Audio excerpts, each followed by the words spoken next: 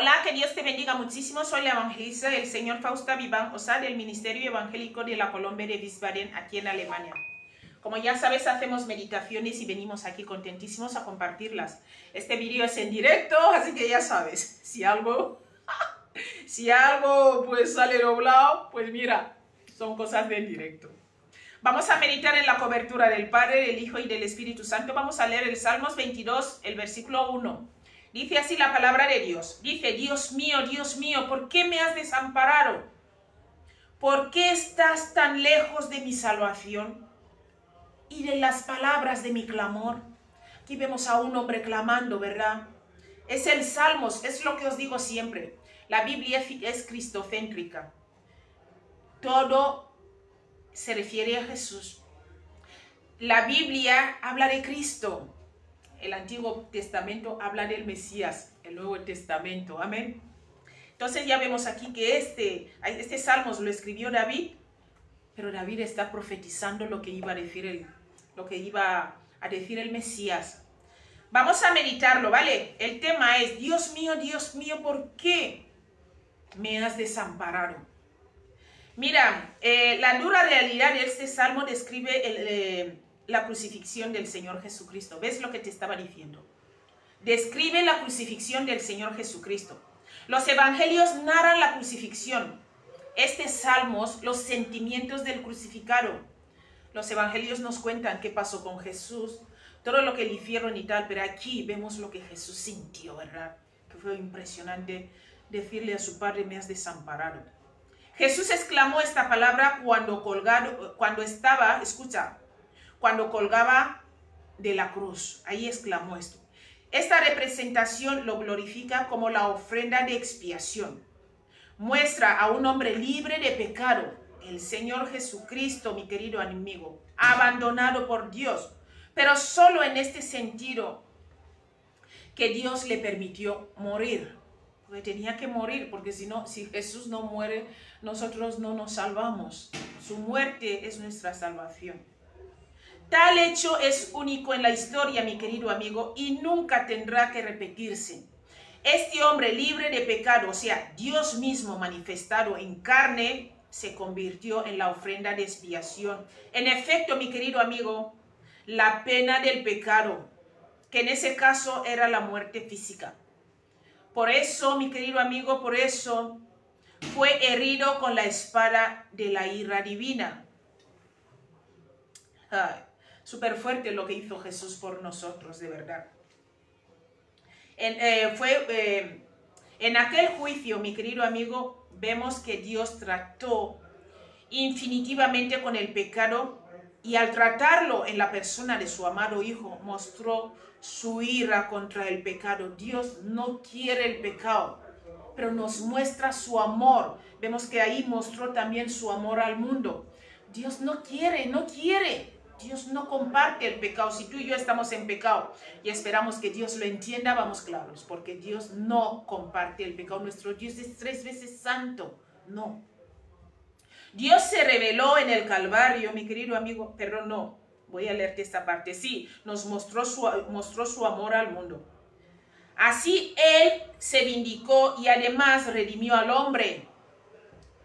Dios se reveló en el Calvario como como en ningún otro lugar y manera.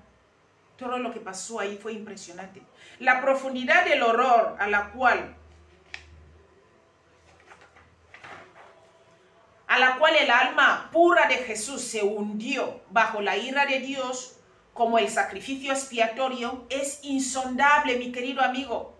Es insondable para los hombres y ángeles. Por tanto, es imposible explicar y describir los sufrimientos que en realidad experimentó. No podemos ni siquiera imaginarlo.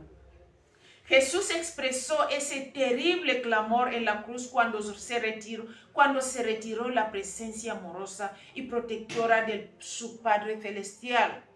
Ahí Jesús clamó. ¡Wow! Fue impresionante no sentir el amor de Dios, ser apartado. Por eso, mi querido amigo, te invito a que le recibas hoy como tu Señor y Salvador, porque Él hizo todo esto por ti y por mí. Jesucristo fue desamparado por Dios, porque Él sufrió en lugar de los pecadores, o sea, en lugar tuyo y mío, habiendo llegado a ser una maldición por ellos. Mira, al citar este versículo, Jesús estaba también presentando todo el Salmo con una descripción de sí mismo. ¿Cómo recibes al Señor Jesús? Porque esto te digo en serio que nadie más podrá hacerlo por ti, ni tus padres. Yo cuando veo el amor, cuánto nos amó Dios, yo digo, es que nadie podrá hacer esto por el mundo, nadie. Por eso recíbele. ¿Cómo recibes al Señor Jesús? Como te he dicho antes, confesando tus pecados. Dile, Señor, me arrepiento de todo lo que hice, perdona mis pecados. Y el Señor te va a ayudar. Arrepiéntete, ¿por qué? Porque cuando no tienes a Jesús en tu vida, vives en transgresión. Y la transgresión es contra Dios, estás siendo rebelde contra Dios. Entonces el Señor Jesús te enseña a vivir como hijo a través de su Espíritu Santo. Entonces cuando tú te arrepientes, el Espíritu Santo viene a vivir en ti, te revela la verdad y te guía por el camino de la verdad. Pero cuando hagas esto, sé sincero. Arrepiéntete porque el reino de los cielos está cerca. Se ha acercado a ti. Esto que te estoy diciendo hoy es el reino de los cielos.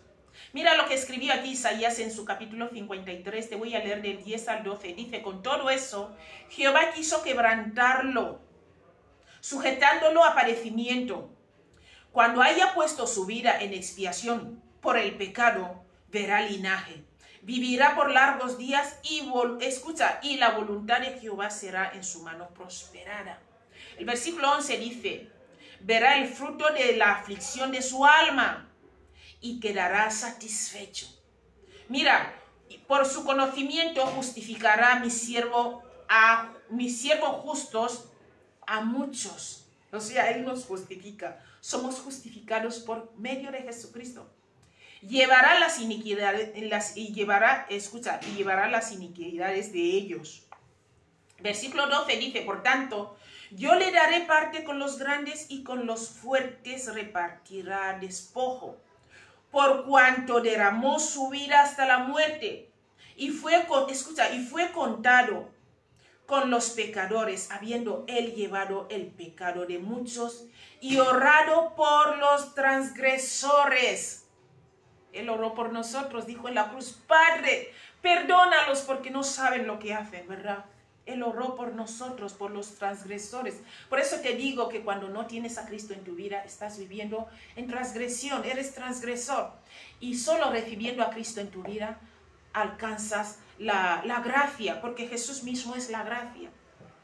Mateo nos escribió en su capítulo 27, versículo 46, dice así. Cerca de la hora novena, Jesús clamó a gran voz diciendo, Elí, Elí, lama sabactani. O sea, ¿qué quiere decir? Dios mío, ¿por qué me has desamparado? ¿Por qué me has desamparado? Jesús clamó esto para que tú y yo no tengamos que pasar por este camino. Segunda de Corintios 5:21 dice, al que no conoció pecado, por nosotros lo hizo pecado, para que nosotros fuésemos hechos justicia de Dios en él. Zacarías escribió esto que es muy importante y quiero que tomes este consejo para tu iglesia y tu pastor. Dice así, te voy a leer Zacarías 13, el versículo 7. Dice, levántate, oh espada, contra el pastor y contra el hombre compañero mío, dice Jehová de los ejércitos. Hiere al pastor y serán dispersas las ovejas y haré volver mi mano contra los pequeñitos. ¿Qué te quiero decir con esto que hemos leído ahora? Nuestros pastores son muy atacados, Y tienes que saber que el diablo copia todo. Y él busca la forma de derrumbar al pastor, destruir al pastor. Y cuando ataca al pastor y el pastor cae, entonces todas las ovejas son dispersadas. Mira lo que pasó con Jesús cuando fue atrapado, cuando agarraron a Jesús, todos los demás huyeron. Y Pedro, el que quiso seguirle en el plan, voy a ver qué pasa con mi maestro, lo negó 3 veces. O sea, te quiero decir que cuando consiguen atrapar al pastor o levantan la espada contra el pastor, si el pastor cae, y es derrumbado, las ovejas son dispersadas, la iglesia es federada.